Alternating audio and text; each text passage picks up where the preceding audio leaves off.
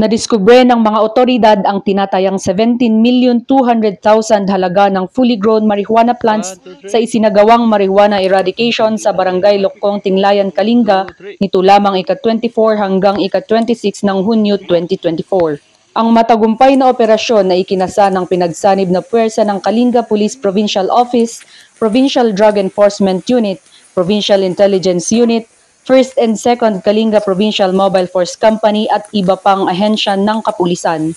Ang operasyon ay nagresulta sa pagkadiskubre ng 6 na plantasyon ng marijuana sa isang communal forest na may kabuuang lawak na 5,800 square meters na natamnan ng humigit kumulang 86,000 na piraso ng fully grown marijuana plants na nagkakahalaga ng 17,200,000 pesos standard drug price.